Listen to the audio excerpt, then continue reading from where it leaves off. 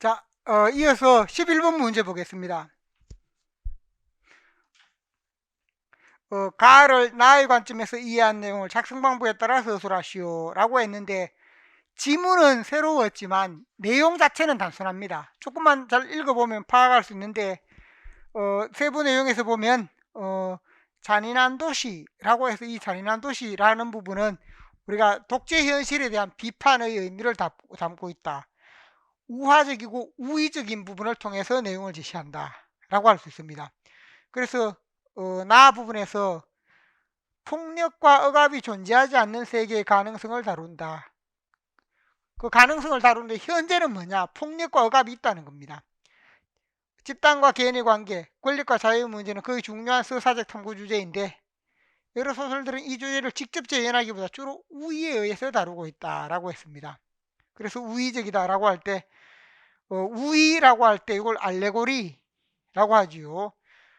이 용어 부분은 나중에 여러분이 문학 내용학 책 부분에 보면 우화, 우의 이게 하나의 과제로 하나의 주제로 제시가 되어 있습니다. 문학 내용학 책 사례 부분을 펴보면 우화와 우의 이렇게 해서 이게 하나의 내용으로 제시가 되어 있습니다. 그리고 여기서 이 부분을 직접 설명하는 부분, 우의라고 하는 것은 뭐냐 하면 가장 단순하게 설명을 하자면 두 가지 측면으로 생각을 할 수 있는데, 어떤 사물을 어떤 그 우의의 기본 원칙은 빗대어 표현하는 겁니다. 그런 점에서 비유와도 유사하다라고 할 수 있는데, 어떤 사물에 해당되는 내용이 있으면 어떤 사물을 다른 사물에 다른 대상에 빗대어 표현한다라고 할 수 있는데, 이 차원 자체가 기본적으로 보면 이때 사물 부분이 사람을 의미합니다. 사물이 사람을 의미해서, 그래서 우리가 예를 들면 소나무 하면 충신을 의미한다. 대나무 하더라도 정절이나 지조가 있는 사람을 의미한다. 이런 부분처럼 까마귀 하면 간신을 의미한다. 그래서 어떤 사물을 다른 대상에 빗대어 표현하되, 그래서 기본적으로 이 부분에 어떤 사물에 해당되는 부분이 뭐냐 하면 사물이고 대상에 해당되는 것인데, 이 대상은 빗대어 표현하면서 이 빗대어 표현하다 보면 이 빗대어 가는 것은 의인화로 통해서 표현하는 형태, 빗대어 표현하는 것인데, 우리가 의인화도 넓은 의미로 보자면 비유의 일종으로 봅니다. 그렇게 보듯이 어떤 사물을 다른 대상에 빗대어서 의인화해서 표현하는 형태.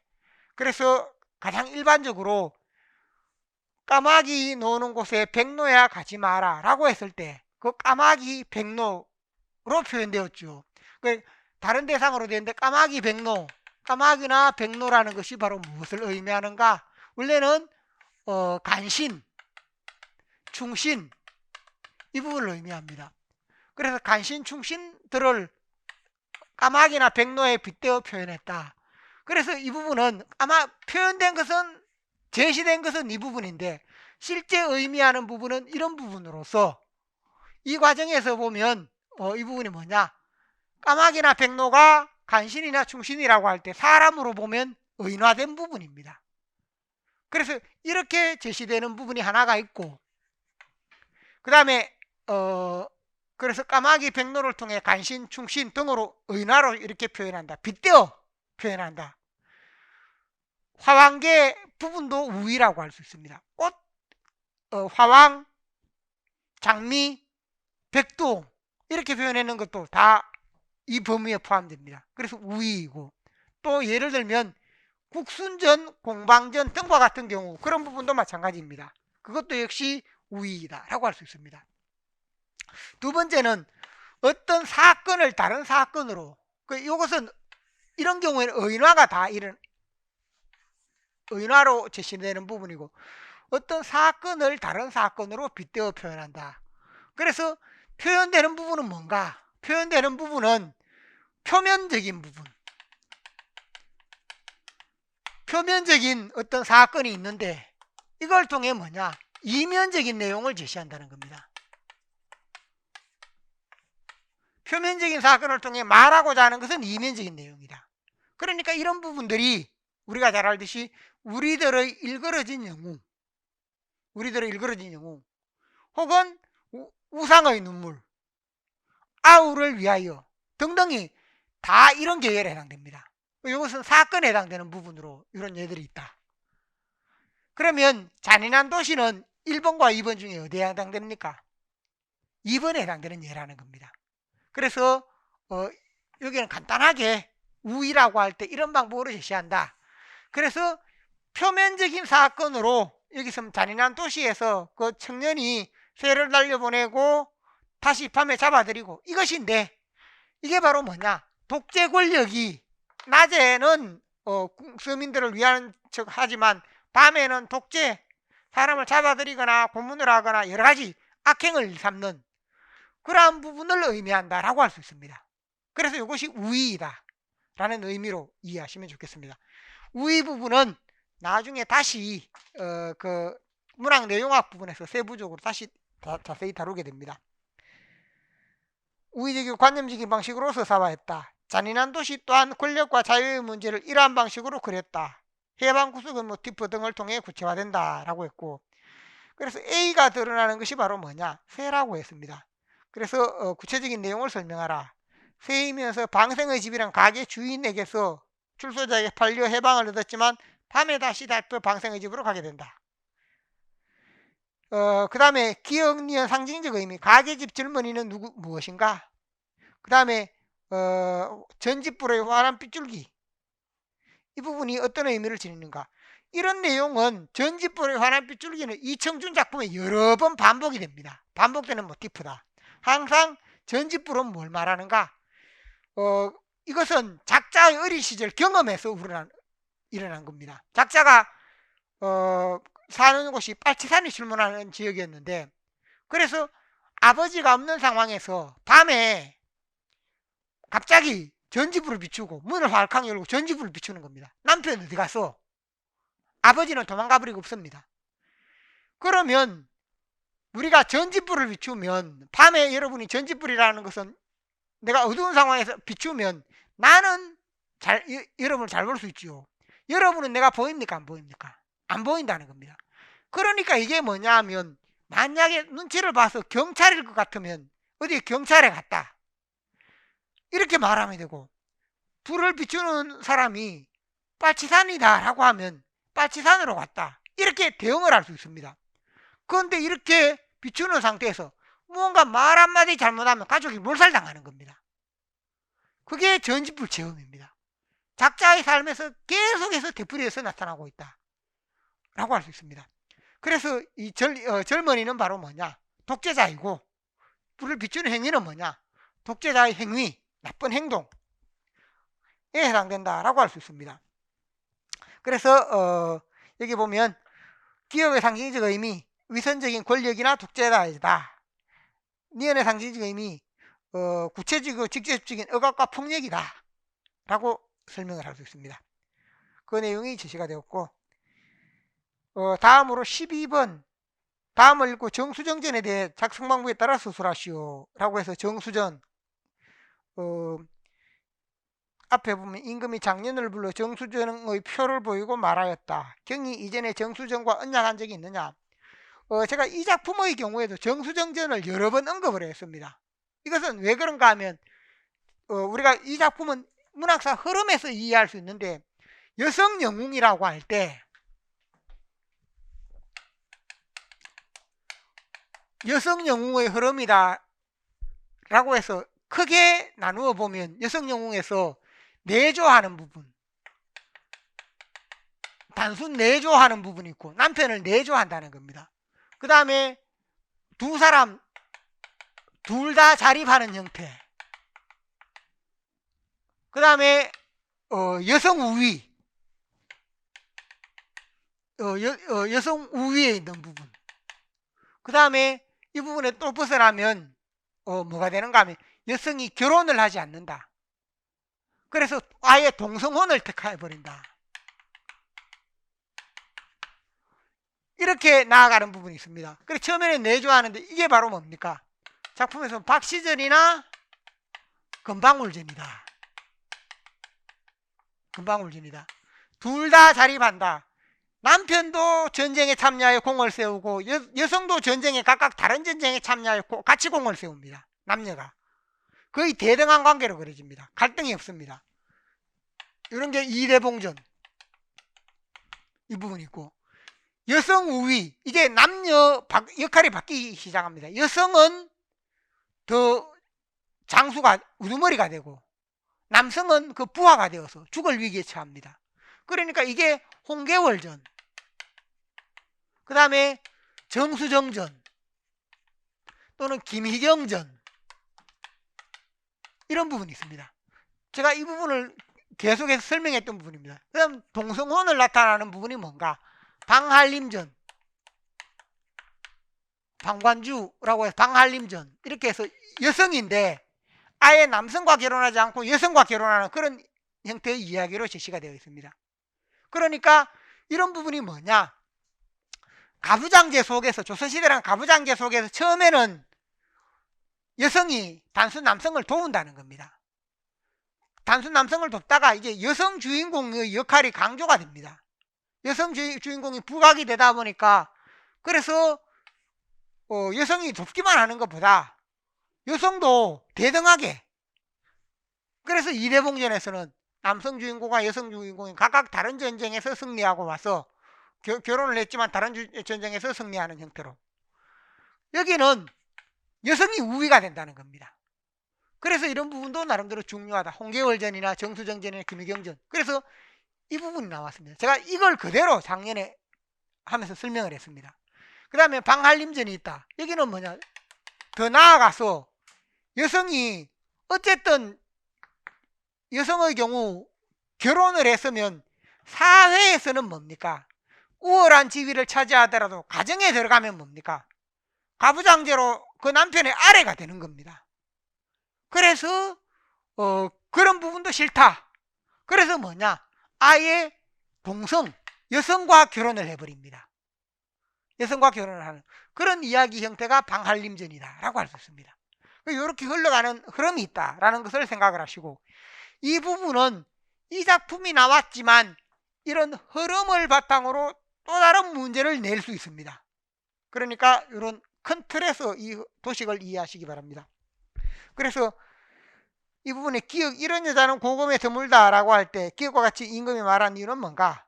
이건 단순한 내용으로, 단순 내용 파악. 여기서 첫째, 부모 형제 없는 여자가 홀로 가문을 일으켰다. 둘째, 여성이 남장을 전쟁터에 나가 큰 공을 세웠다. 이 두 가지 찾아 제시한다. 이 내용이 되고, 이건 쉬운 내용입니다. 또 B에서 정수정이 소화양을 잡아 상군을 잘 먹인 후에 또한 술을 내어 마시며 술에 취하였다. 그러다 문득 한 생각이 떠올라 좌우 군사들에게 중군장 장년을 끌고 오라 명령했다. 장년이 남편입니다. 남편이 명령을 안 듣고 어긴 적이 있습니다.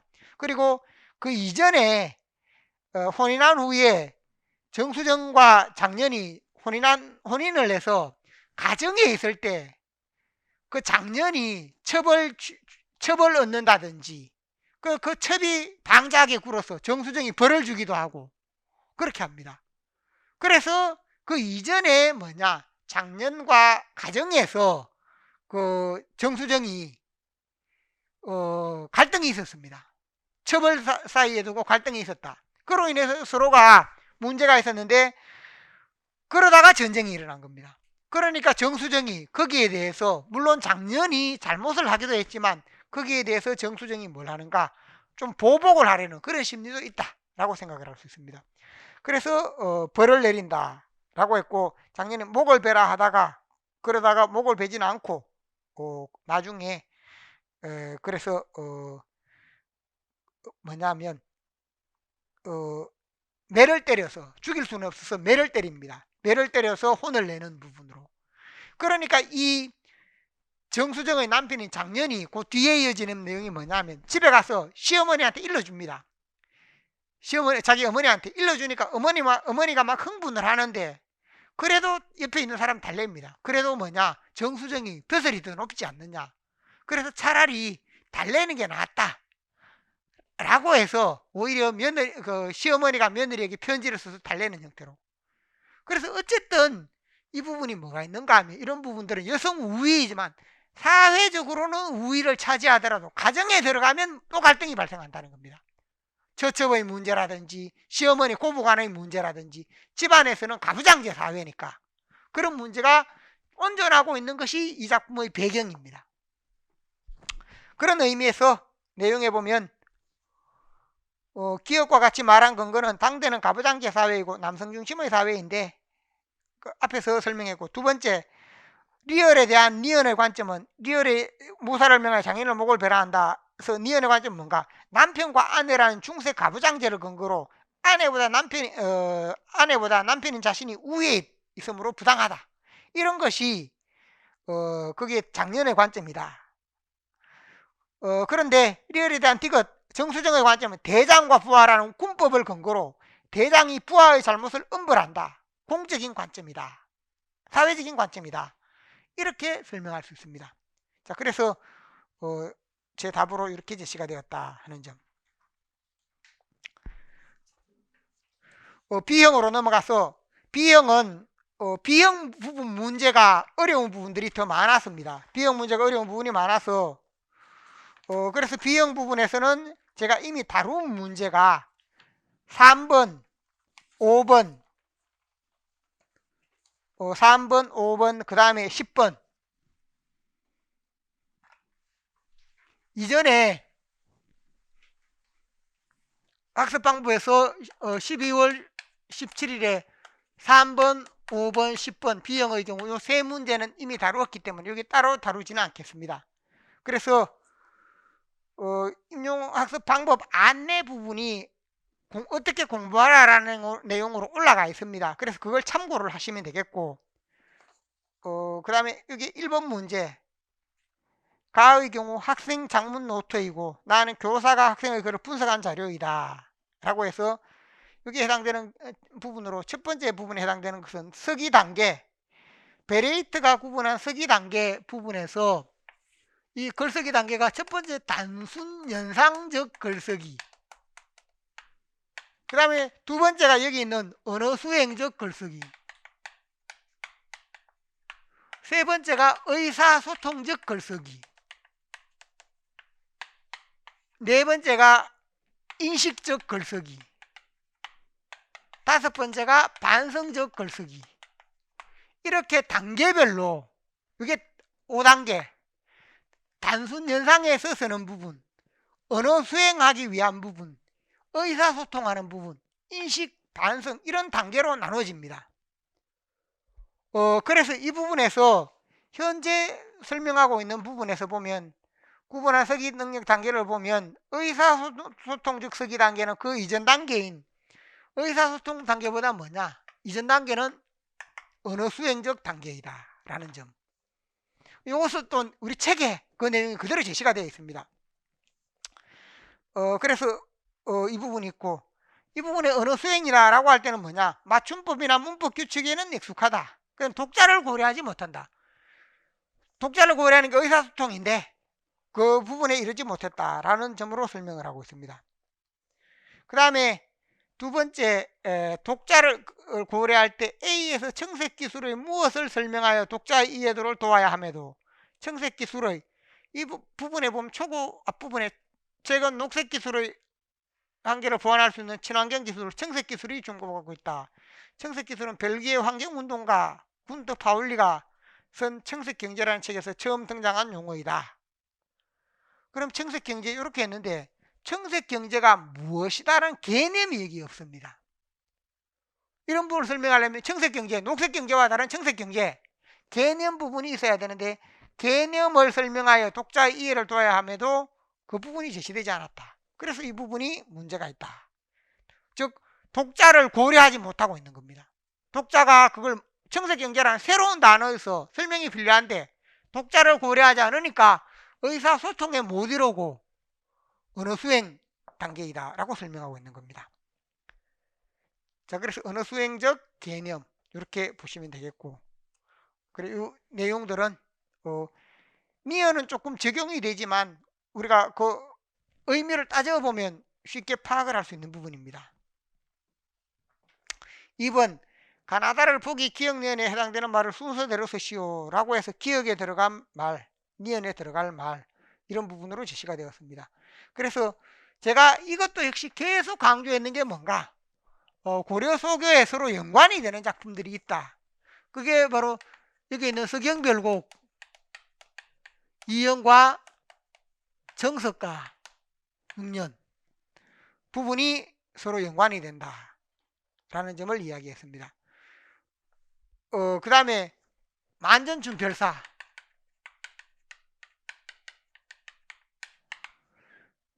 만전준별사에서 이연 부분이 있습니다. 만전준별사에서 넋이라도 님을 안돼 너니경 여기다니 이렇게 해서 이연 부분과 정과정 부분에서 넋이라도 님을 안돼 너니경 여기다니 이렇게 되는 부분, 그러니까 이런 부분들은 작품에서 정과정에서 이쪽으로 넘어갔다 라고 설명을 할 수 있는 부분입니다. 그러니까 이런 부분들은 서로 관련이 똑같은 내용이 이렇게 나오는 내용이다 라고 설명을 할 수 있습니다. 그래서 연관성을 볼 수 있는 부분이고, 그 다음에 니언의 시조 부분에서 보면 남의님 향한 뜻이 죽으면 어떠할지 상전이 변하여 벽해는 되려니와 님향한 일편단심이 가실 줄이 있으랴.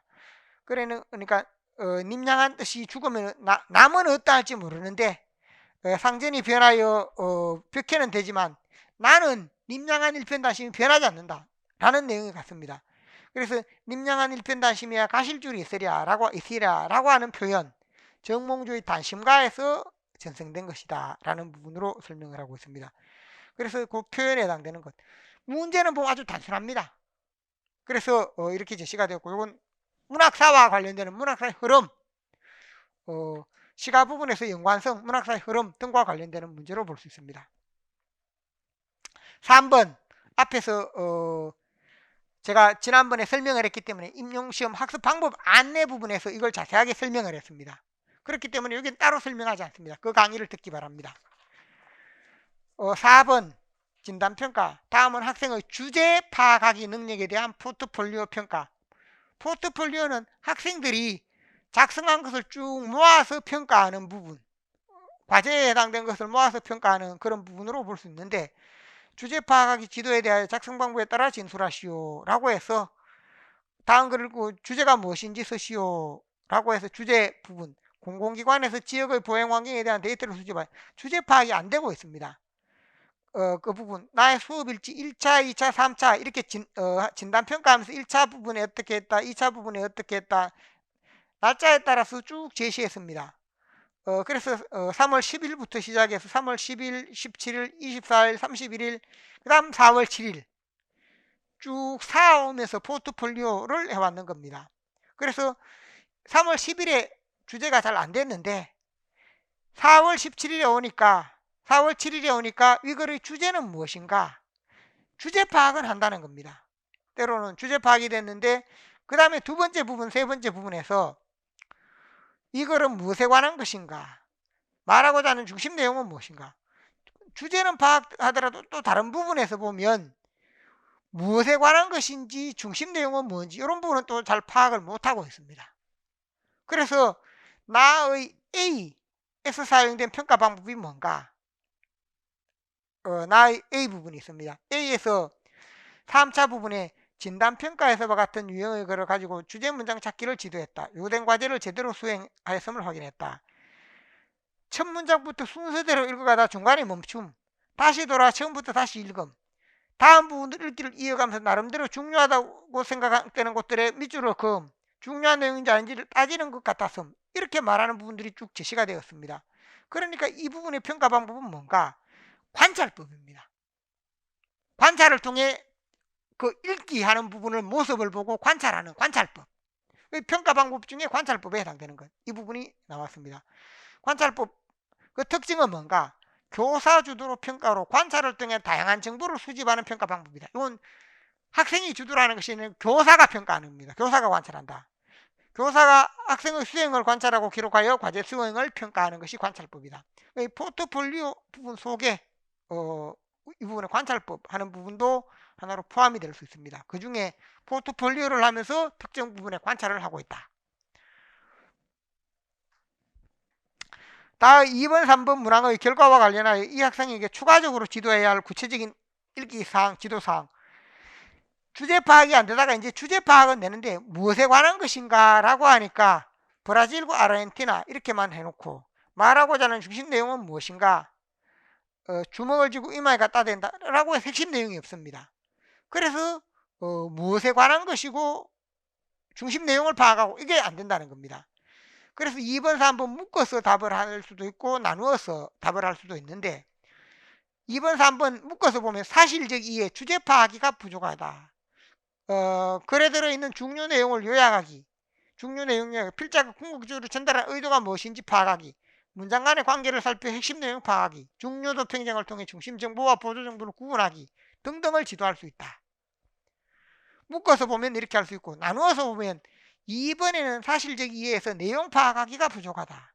그래 제시된 정보와 배경 지식을 바탕으로 압축하기, 들어있는 중요 내용 요약하기 등에 대해 지도한다.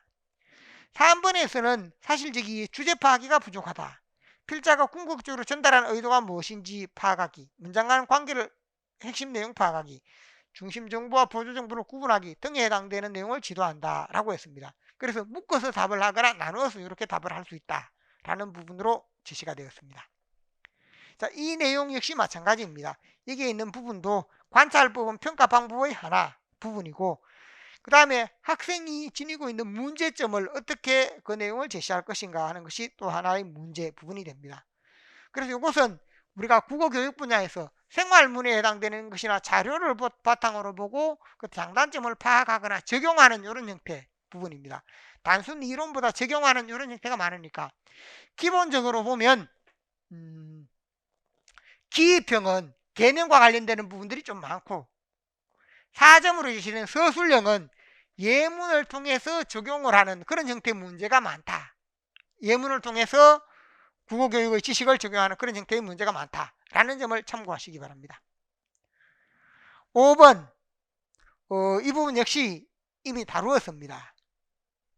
그래서 임용시험 학습방법 안내 자료에 이 문제가 제시가 되어 있고 자료도 제시가 되어 있고 그때 설명을 했습니다. 생략합니다. 6번 다음을 읽고 이래 나타난 문장의 확대 방식에 대해 작성 방법에 따라 서술하시오. 문법 문제는 작년 문제가 거의 대부분 쉬운 문제였습니다. 이 문제도 단순합니다. 영수가 어항에서 노는 물고기를 보면서 긴장이 풀어짐을 느꼈다 이렇게 되어 있는데 안긴 문장의 서술어 2개를 찾았으라. 안긴 문장 논의는 보면서 이렇게 해서 세부 내용에서 보면 안긴 문장 속에 안긴 문장의 서술어 전성어미 결합 형태로 그 전성어미로 하라고 했기 때문에 논의는 하면 관형사형 풀어짐, 풀어지는 것 이런 의미가 되기 때문에 명사형 이렇게 해서 관형사형 의미가 결합한 논의는 명사형 의미가 결합한 풀어짐 이런 부분으로 나눌 수 있다. 그 다음에 이러의 경우 선행절과 후행절을 접속 이전의 문장으로 각각 써라. 그래서 이 부분은 문장에서 영수가 어항에서 노는 물고기를 보았다. 이게 하나가 되고 영수가 긴장이 풀어짐을 느꼈다. 이것이 또 하나가 됩니다. 그래서 이렇게 제시하는 것인데 문제가 어렵지가 않습니다. 이런 부분 여러분이 쓰더라도 답을 잘 쓸 수 있는 부분이다. 그 다음에 7번 다음을 읽고 중세국어 빛과 사다의 의미에 대하여 탐구한 결과를 작성 방법에 따라 서술하시오 라고 해서 중세국어의 빛, 사다 라고 해서 중세국어에서 빛 하는 것은 이 부분에서 빛으로 제시되어 있는데 이 의미상으로 보면 첫 번째 빚을 지다 라고 오늘날 빚의 의미도 있고 두 번째 값, 보공, 가격의 의미도 있다 하는 부분. 그 다음에 사다라고 하는 부분은 사다라고 했을 때 이 부분이 중세에서는 이것이 사다라는 게 뭐냐, 값지다, 비싸다의 의미, 오늘날 비싸다와 같습니다. 값지다의 의미. 이것이 현대 오면서 뭐냐, 반대의 의미로 되었습니다. 의미의 이동이 일어나다. 값재다에서 값이 사다의 의미. 값이 나가지 않는다. 가치가 없다. 이건 가치가 높다는 의미인데 가치가 낮다는 의미로 이렇게 바뀌었다. 이렇게 설명을 할 수 있습니다. 그래서 사다라는 말 자체가 우리가 그 당시에 비싸다라고 하면 이걸 묶으면 값이 비싸다인데 빚 부분이고 앞서 이야기했듯이 값지다라는 의미였는데 오늘날은 원래 사다만으로도 값지다입니다. 사다만으로도 값지다인데 오늘날 사다 하면 이 부분에서 이것이 결합된 비싸다는 값지다이고 사다로만 사용되면 이것이 값이 비싸지 않다. 이거 반대의 의미로 이건 반대의 의미로 되었다. 값이 나가지 않는다의 의미. 그러한 부분이 되었다라고 할 수 있습니다. 그래서 사다는 의미 변화가 일어났다라는 것이 됩니다. 그래서 중세에서는 값이 나가다라는 의미인데 지금은 값이 나가지 않는다 라는 의미라는 겁니다. 이러한 부분에서 이러한 부분도 오늘날 바뀌어버렸다라는 의미. 그래서 이걸 바탕으로 의미의 변화 부분을 문제를 냈습니다. 그래서 현대국어 비싸다 부분에 대한 설명이 있고 중세국어에 다른 의미를 지니고 있다. 오늘날 비서의 의미와 값이나 가격의 의미를 지녔다 하는 점. 그러한 부분으로 설명을 할 수 있고 그 다음에 그래서 1, 2 중 기억을 가진 빚을 고르고 기억이 어떤 의미인지 서라. 기억의 의미를 가진 빚 부분에서 가에서 보면 태자의 아껴 마잠에 넣기되 태자의 아껴서 마음에 넣기되 빚을 많이 늘으면 뭐 살까? 이렇게 되어 있습니다. 그러니까 이게 일의 의미 다른 의미 1번에 빚이 있고 그대 효도의 지극할세 하늘이 나를 부려 빚 갚게 하시니라. 그러니까 2번은 뭡니까? 2번은 빚. 2번은 용례에서 이의 경우에는 용례에서 뭐냐? 여기 있는 부분 중에 그대 부분은 빚 갚게 하시리라고 할 때 이런 의미이고 그 다음에 값이나 가격의 경우 태자의 아껴 마음에 있는 교대 값을 많이 잃으면 뭐 살까 하야. 값을 많이 부르면 가격. 그래서 여기서 보면 다른 의미라고 할 때 이런 의미이다 라고 할 수 있습니다. 그러니까 1번이 답이 된다는 겁니다. 그래서 앞의 문제에서 보면 1, 2 중에 기억을 가진 빚은 뭔가? 기억의 의미를 가진 빚은 1이다. 이의 기억은 값의 의미, 가격 이런 의미를 지닌다. 그 다음에 3번, 4번 부분에 보면 역시 대화 부분이 진행이 되는데 왕이 바라문에게 묻되 이 악의 값을 얼마 받을까? 왕이 바라문에게 이거 값을 얼마나 받겠느냐? 받을까 하면 2인칭인 의문입니다. 받겠느냐? 바라문이 못 대답하여 이거는 바라문이 못 대답하거늘 그 아들아기 살보되 그 아들아기가 말하되 나는 은돈 1천과 수소 100과 사고 이렇게 제시되어 있고 누이는 금돈 2천과 암소 200이 산이이다. 이렇게 3번에 사고 산이이다. 이렇게 되어 있습니까? 그렇게 되어 있고 그러니까 백값은 사든가 디든가 백값은 니건 힛 값과 한 가지라 하더이다. 이렇게 제시가 되었죠. 그러니까 이 부분에서 그게 값이 사다 하면 백값이 니은의 의미를 가진 것은 뭔가?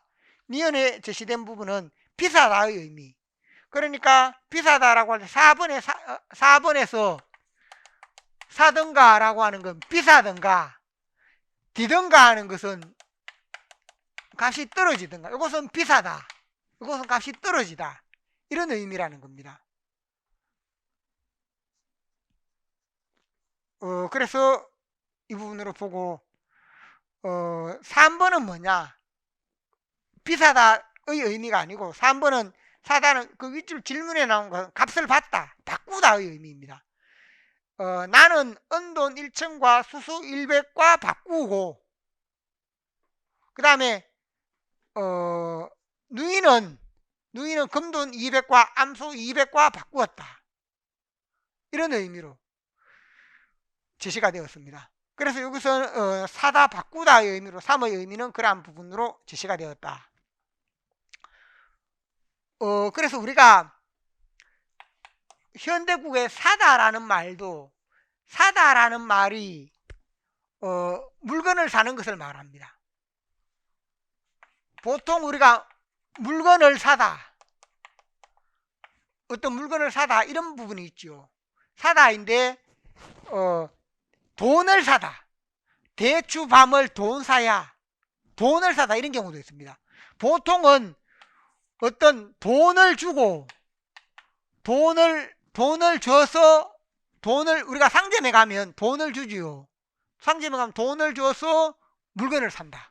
이렇게 말하는 경우가 있는데 그 사다를 바꾸어서 돈을 산다. 시장에 가서 물건을 팔고 돈을 산다. 이렇게도 말하는 경우가 있습니다. 산다라고 할 때 이때는 바꾼다는 그런 의미로 이렇게도 시에 보면 대추밤을 돈 사야 대추밤을 팔아서 돈을 샀다. 이런 의미로 설명하기도 한다는 겁니다. 그래서 여기 있는 부분은 사다라고 하는 이런 의미는 바꾸다, 값을 치르다 이런 의미로 이해하시기 바랍니다. 그래서 4번 내용이 되겠습니다. 그래서 그 부분이기 때문에 어렵지만 의미를 읽어보면 이 부분도 역시 크게 어렵지는 않습니다. 다음 8번 곽재구 사평역에서 김광균 은수저 가하는 사회문화적 맥락을 참조해 감상해야 한다. 감상할 수 있다. 바로 이것이 뭡니까? 사회문화적 맥락, 현실 배경, 시대. 그래서 80년대 초반 누구도 쉽게 비판의 목소리를 내지 못하는 시대 분위기, 바로 암담한 독재의 현실 속에서 민중들이 무언가 말을 제대로 할 수 없었던 그런 분위기를 말합니다. 그래서 그것이 뭘로 표현되었다? 침묵이라는 말로 표현이 되었습니다. 가에 나타난 시의 분위기는 마냥 암울하지만 않은데 시적 공간인 대합실의 분위기를 톱밥난로가 지펴지고 있었다를 통해 형상화하고 있다. 톱밥난로가 지펴지고 있어서 춥지만 그래도 따뜻함이 있다. 또 거기에 톱밥난로를 계속해서 톱밥을 넣어주는 사람도 있습니다. 그런 의미로 알 수 있고, 나는 작품의 내적 맥락에서 그 의미를 이해할 수 있다. 주제를 환기하는 데 효과적인 이미지들이 구조화되어 있고 이를 유기적으로 해석함으로 화자의 서정을 읽어낸다 라고 했는데, 나의 경우에는 사회적인 부분을 고려하는 게 아니라 뭐라는 겁니까? 작품의 내적인 부분에서 셋째 줄에 진액밥상에 애기가 없다. 1년에 2연속에 애기가 웃는다 방송을 들여다본다. 3년에 애기가 울면서 간다. 그러니까 아기의 죽음에 해당되는 내용을 바탕으로 시를 썼습니다. 그래서 이 내용은 김현성의 눈물, 정지용 시인의 유리창 등과 일맥상통하는 내용이다 라고 볼 수 있습니다. A가 나타나는 시행 한계를 가에서 찾아 쓰고 B를 서술할 것. A가 나타나는 시행은 뭔다? 누구도 쉽게 비판 목소리를 내지 못한다. 바로 이것도 쉽죠. 내용에 보면 모두들 아무 말도 하지 않았다. 이런 부분. 침묵해야 한다는 것을 모두들 알고 있었다. 그래서 침묵해야 한다는 걸 알고 있다. 이게 더 핵심이 됩니다. 아무 말도 하지 않았다도 되지만 침묵해야 한다는 것을 모두들 알고 있다라는 게 더 강한 표현이 됩니다. 그 다음에 B의 경우 대합실의 분위기는 뭔가? 시적 화자가 고달픈 사람을 위해 투밤난로를 계속 지펴줘. 따뜻한 분위기, 따뜻하다, 서로 배려하는 따뜻한 분위기, 이런 부분을 생각을 할 수 있습니다. 그래서 춥지만 따뜻한 분위기다. 두 번째, 눈물을 흘리게 하는 대상에 주목하여 기억니은 함축적 의미를 비교해 서술하라. 눈물 흘리게 하는 대상에 주목해서 기억의 한 주머니 눈물을 불빛 속에 던져주었다라고 할 때 눈물을 흘리게 하는 대상, 이 부분은 80년대 독재 현실이라는 사회적 문제 부분이다. 여기에서 보면 사회 문제로 인해서 눈물을 흘리는 대상에 주목한다 그랬죠. 눈물을 흘리게 하는 무엇이 눈물을 흘리게 하는가? 시대가 눈물을 흘리게 하는 겁니다. 그러한 의미에서 80년대 독재 현실에는 사회적 문제로 고달픈 삶을 살아간다. 니은 어수저 끝에 눈물이 고인다. 니은의 눈물은 무엇이 흘리게 합니까? 죽은 아이가 흘리게 합니다. 그래서 니은의 경우 개인적 문제로 사별한 아기이고 자식을 잃은 부분으로 제시가 되었습니다.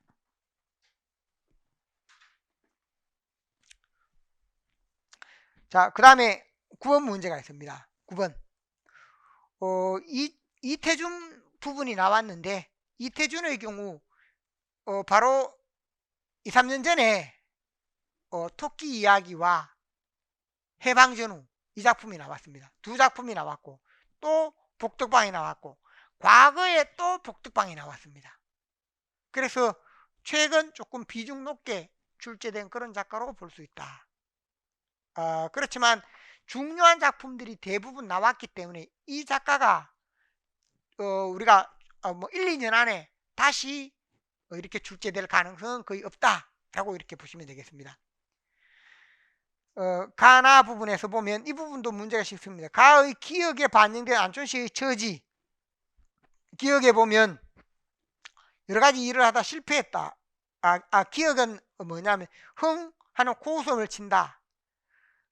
그것을 니은 참고해서 니은에 더팀전을 하다가 실패하고 집까지 잡혀서 장전을 내었다가 그만 화재를 보았거니 하는 부분이다. 화재 손실을 보았다는 겁니다. 그러니까 여러 가지 일을 다 실패했다라는 의미가 됩니다. 니은에서 잘 살기 위해 여러 사업을 하지만 실패하고 또 그거를 핀잔하고 박대하는 딸에게 의존할 수밖에 없는 처지. 이건 지문에 나오지는 않지만 딸은 돈을 잘 벌어서 잘 버는 편인데도 아버지를 별로 잘 도와주지 않습니다. 도와주더라도 찔끔찔끔 이렇게 도와주고 좀 이렇게 잘 도와주거나 흔쾌히 도와주지 않습니다. 그러다 보니까 더 화가 나서 돈을 더 벌려고 하다가 실패했습니다. 그러한 부분이고, 그래서 딸에게 의존할 수밖에 없는 처지에서 현실에 대한 냉소와 불만, 이런 의미가 드러난다. 그 다음 나의 비에 들어갈 부분, 나의 비에서 돈벌이에 대한 안초시의 태도는 어떤 부분인가 라고 할 때 이 부분에 비에 들어갈 내용 부분으로 보면 주먹국으로 계산을 하고 1,000원을 들여 19,000원을 만든다. 주먹국으로 해서 이렇게 하면 얼마가 되고 얼마가 되고 얼마가 되고 얼마가 되겠지, 이렇게 늘어나는 이 부분이 핵심이다 라고 봅니다. 그래서 1,000원을 들여 만든다는 헛된 꿈을 꾸는 부분, 그런 내용이 되겠고, 이건 무엇을 의미하는가? 노력하지 않고 운에 기대어 헛된 꿈을 꾼다. 이게 바로 이 작품에서 보면 안초시가 지니는 문제점이다 라고 생각을 할 수 있습니다. 자, 그래서 여기에 따라서 보시면 되겠고, 그 다음에 또 달리 복수답안, 여기서 비에 들어갈 내용, 엄지손가락을 먼저 안으로 넣고 두 주먹을 꽉 쥔다라는 이런 부분도 부분적으로 답이 될 수 있다고 보는데, 그래도 위에 있는 부분에서 헛된 꿈을 꾸는 그 부분이고 허황된 삶의 태도를 보여주는 그 내용이다 라는 게 좀 더 핵심이 됩니다. 10번 문제 부분이 있습니다. 10번 부분은 지문 때문에 좀 헷갈린다라고 했고, 이것도 제가 이전에 다 설명을 했습니다. 그래서 이게 가의 경우에 제6수에 있는 게, 원래는 이 내용도 뭐냐, 수변정사라고 할 때 수변정사가 학교라고 했습니다. 학교를 세워서 강학을 하는 게 이게 더 중심인데, 이걸 하면서도 뭐냐, 영어론풍도 한다라는 것인데, 영어론풍이 중심이 되는 게 아니라는 겁니다. 이 작품 전체 내용은 뭔가, 고상국어과는 학문수양에 해당되는 게 더 핵심입니다. 그렇기 때문에 그 점에 초점 맞춰야 되는 부분이다 라고 설명을 할 수 있습니다. 그래서 그의 육수 끝부분 때문에 모호한 면이 있다. 그렇지만 그렇게 답을 쓰면 안 된다. 이 부분도 다 설명을 했던 내용이니까 여러분들이 그 점은 참고를 하시면 좋겠습니다. 그래서 이 부분 역시 학습 방법을 안내하는 부분에서 대표적인 문제 중에 제가 문학 하나, 문법 하나, 그 다음에 국어교육 하나 이렇게 뽑아서 설명을 했을 때 그때 자세하게 다루었습니다. 넘어갑니다. 11번 마지막 문제. 다음을 읽고 흥부전에 대하여 작성 방법에 따라 서술하시오. 흥부전에 대해서. 그래서 가 지문을 잘 보면 흥부가 칠산조기 껍질을 벗겨 제비 다리를 사고 실로 찬찬 동려, 흥부가 제비를 구해줘서 그 다음에 복을 받는 부분, 보험표, 은혜를 받는다. 놀부가 그걸 듣고는 제비 다리를 부러뜨려 고쳐주고 그 다음에 거기에 보면 물어보니 이 부분은 역시 박씨를 받는다 라는 부분. 툭 들었더니 놀부가 집어본다. 그러니까 여기 집어보면 이건 실제로 보험박이다, 보수박이다, 복수를 하기 위한 그런 부분이다 라는 내용들도 뒤에 더 이어지는데, 그래서 가나가 같은 부분으로 이렇게 제시가 되어 있습니다. 이 두 가지 부분을 통해서 제시하는 부분, 가와 나를 대비하여 볼 때 확인되는 이야기 구조 두 가지를 쓰고 해당되는 가나의 내용을 서술하라 라고 했습니다. 제가 이 구조 파악에 해당되는 것은 계속 강조를 하는 부분입니다. 국어 교육 분야도 그렇고 시도 그렇고 소설도 그렇고, 시에서는 시상 전개, 소설에서는 구조 등에 해당되는 부분이 계속 강조가 되고, 국어 교육 부분에서도 뭐냐, 어떤 글이 있을 때 글의 구조를 파악하는 부분 등이 계속해서 문제로 강조가 되고 있다 고 설명을 했습니다. 그래서 강조했던 부분인데 이런 문제가 나왔다 하는 점. 그래서 여기서는 가나로 연관이 되어 있기 때문에 이에서 보면 가나를 대비할 때 모방담 구조. 모방담은 뭔가? 어떤 한 사람이 별 의도 없이 해서 성공을 거두니까 다른 사람이 그걸 모방했다가 실패하는 이야기, 실패하게 되는 그런 부분. 그래서 모방해서 행위를 하는 그런 모방담의 구조이다 하는 점. 두 번째는 인과응보 혹은 권선징악 이렇게도 됩니다. 인과응보나 권선징악. 그래서 선을 행하면 복을 받는다. 그 다음에 악한 일을 행하면 벌을 받는다 라는 내용. 이렇게도 볼 수 있고, 또 다르게 보면 선과 악의 대립구조. 흥부는 착한 일을 한다, 놀부는 악한 일을 한다. 그래서 선과 악의 대립구조. 이렇게 해서 세 가지 부분이 다 답으로 가능하다라고 보았습니다. 자, 그래서 이렇게 전반적으로 설명을 했고, 지난해 문제는 비교적 문제 자체가 쉬웠습니다. 그래서 이런 부분들은 여러분들이 참고를 하시면 좋겠고, 여기에서 이 학생의 답안 부분을 보면 앞에서 10번까지 했죠. 11번 부분, A형 11번 부분이 있습니다. 11번, 나의 A가 드러내는 대상은 새가 일시적으로 해방되는 것 같아 보이지만 진정한 의미 해방이 아니고 사내의 빗줄기에 다시 구속된다. 그래서 1.1점. 기억은 권력을 쥐고 있는 독재자, 니은은 독재자의 폭력과 억압, 핵심 내용이 1.1 다 이렇게 잘 제시가 되었습니다. 12번, 기억과 같이 말한 근거, 첫째 부모 형제 없이 혼자서 남장을 하고 가문을 일으켰다. 여자 혼자서 원수로 가부에 전쟁터에 나가서 큰 공을 세웠다. 각각 1.1점. 그 다음에 리얼 부분에서 여기서 보면 리얼에 대한 니은의 관점, 장년의 관점은 뭔가? 자신의 잘못이 있기는 하지만 소소한 것이고, 리얼과 같은 명령은 군법을 핑계로 남편인 자신을 곤욕하는 목적이 있다. 그래서 여기서 보면 가부장제로 인해서 남편 아내 관계에서는 자기 자신이 우위다라는 의미가 드러나야 되는데 그 의미가 조금 부족합니다. 그래서 1점 혹은 0점 이렇게 틀리게 할 수도 있고, 리얼에 대한 디귿의 관점은 장년과 부부이긴 하지만 부부의 의리보다 군법이 우선한다. 군법이 우선하니까 상사가 부하를 처벌하는 그 내용이다. 부부관계보다 군법. 그래서 상관이 부부이긴 하지만 군법이 우선해서 상관이 처벌하는 것이다 라는 의미로 설명을 할 수 있습니다. 그래서 여기서 뒤에 부분은 맞더라도 앞에 부분은 조금 미흡한 면이 있다. 그래서 이 학생의 경우 앞에서 전반적으로 보면 만약에 A형 부분은 A형은 더 쉬웠다고 했습니다. 전체적으로 다 맞게 한다면 39, 그 다음에 좀 최저로 한다면 34.5, 그 정도로 A형이 될 수 있다. 그 다음에 B형에 들어오면 의식적 부분이 틀렸고 개념은 맞습니다. 서경별곡 님양한 일편 단심이야 가실줄이 있으랴.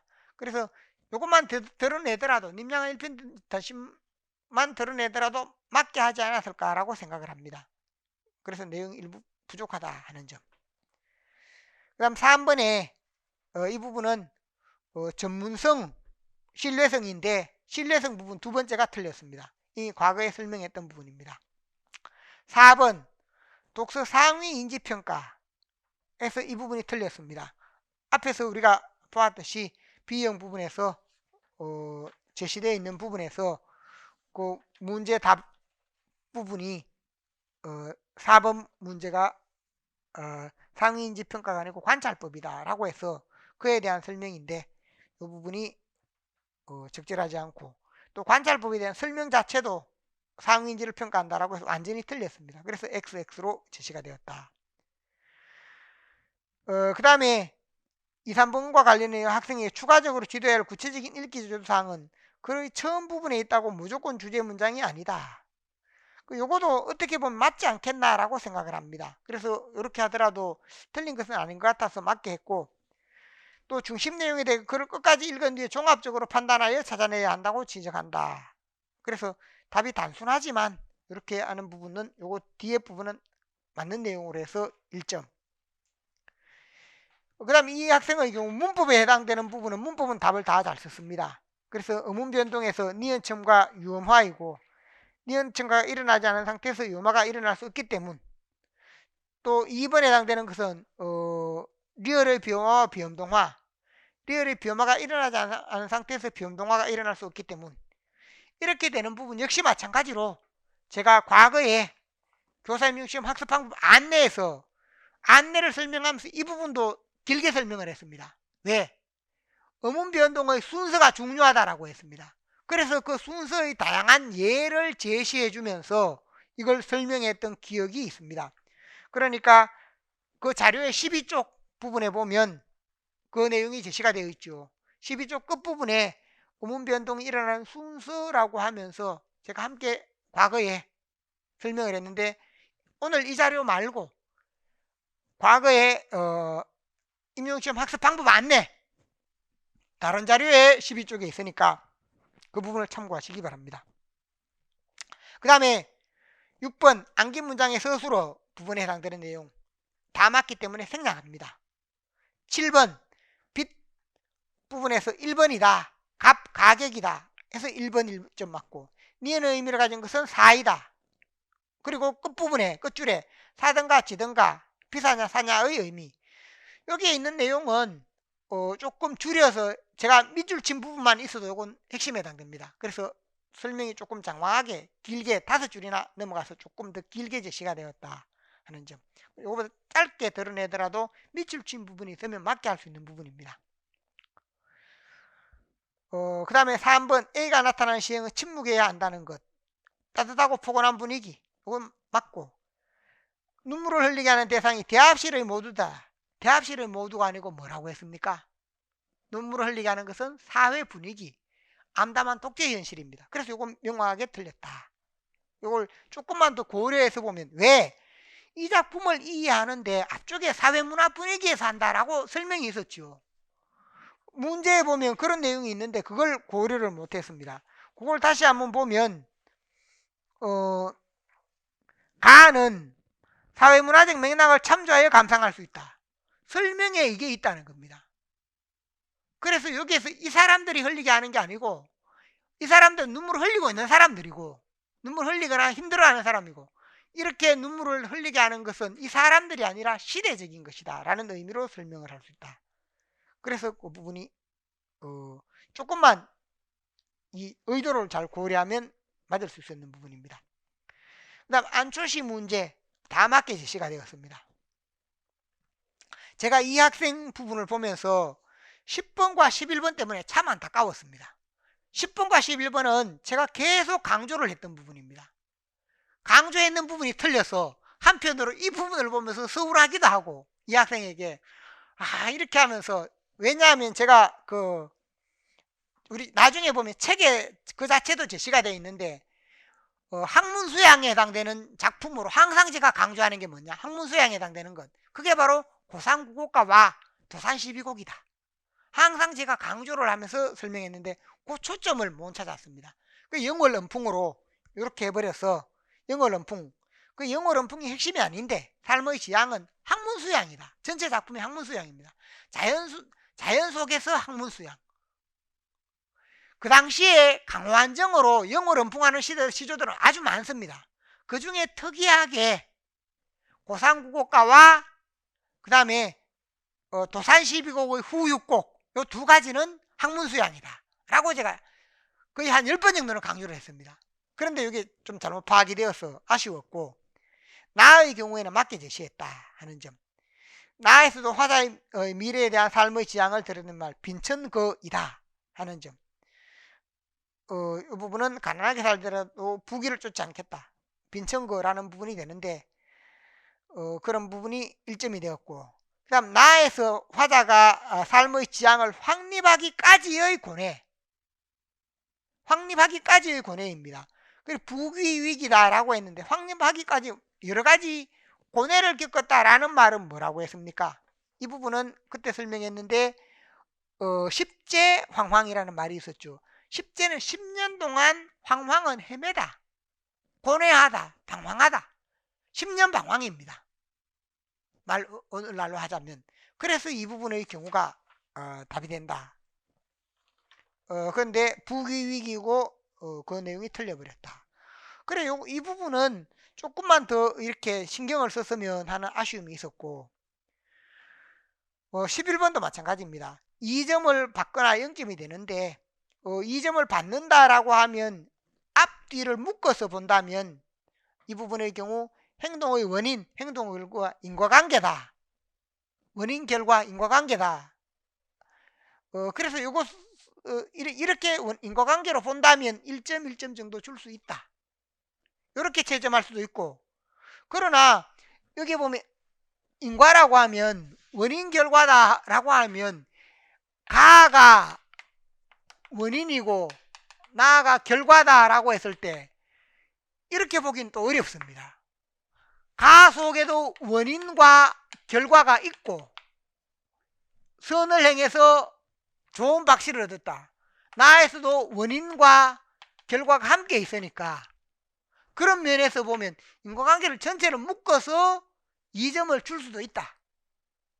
그렇지만 이 하나 속에 각각 담겨 있으니까 다 틀렸다라고 할 수도 있다. 그래서 첫 번째, 두 번째 이렇게 볼 수 있다라고 설명을 했습니다. 0점이 된다라고 했을 때는 이렇게, 2점이 될 때는 이렇게 1점 1점 주지 않았겠느냐라는 의미로 이렇게 설명을 했습니다. 그래서 마지막 부분에서 앞에 다 잘해서 제가 이 학생을 보다 보니까 마지막 부분에서 기운이 빠져서 잘 넘어왔는데 채점을 하면서 마지막 부분에 좀 기운이 빠졌던 기억이 있습니다. 그래서 10번, 11번 이게 참 아쉽고 안타깝다 라는 그런 마음을 많이 가졌던 그런 문제입니다. 자, 그래서 이렇게 채점을 했는데, 그래도 이 부분이 앞서도 이야기했죠. 2021년과 비교해 보면 장족의 발전을 했습니다. 그래서 제가 이런 부분으로 설명했는데 앞에서 이 부분에 보면 다루었지만 뭐냐면 답안 자체에서 항상 1점으로 되어 있으면 1점 하나에 1점으로 딱 들어야 되는데, 제가 앞 시간에 설명했죠. 1점 속에 0.5가 붙는다든지 1점 속에 0.2 된다든지 0.5 이렇게 해서 그 다음에 0.5에 0.5에 1, 0.5, 그 다음에 0.5에 0, 그 다음에 0에 1, 0에 0.5, 그 다음에 0, 이런 식으로 다양한 부분이 있을 수 있다는 겁니다. 그럼 이 모든 부분을 넘어서서 이렇게 딱딱 떨어져야 1점 1점 1점 딱 떨어져야 답을 잘 쓰는 겁니다. 그런데 앞에서 설명했죠. 문제 뒤에 제가 4가지로 항상 1차적으로 제 채점하는 부분에 보면 이 부분에서도 어느 부분 맞고 틀리고 이런 식으로 이렇게 표시가 되어 있습니다. 이런 부분이 맞으면 여기에도 표시가 되어 있고, 다시 이걸 확인하라는 차원에서 1x1 이렇게 해놨습니다. 이 부분 속에 이런 부분에 괄호가 많이 붙어있는 답은 답안 쓰기가 부족한 답들입니다. 점수를 받는다고 하더라도 긴가민가하게 그렇게 받는 답이라는 겁니다. 그러니까 2021년에 이런 답들이 너무 많았습니다. 그런데 2022년은 뭡니까? 이렇게 딱 1점으로 딱 떨어지는 답안들이 아주 많습니다. 4점으로 4점으로 딱 떨어지는 것.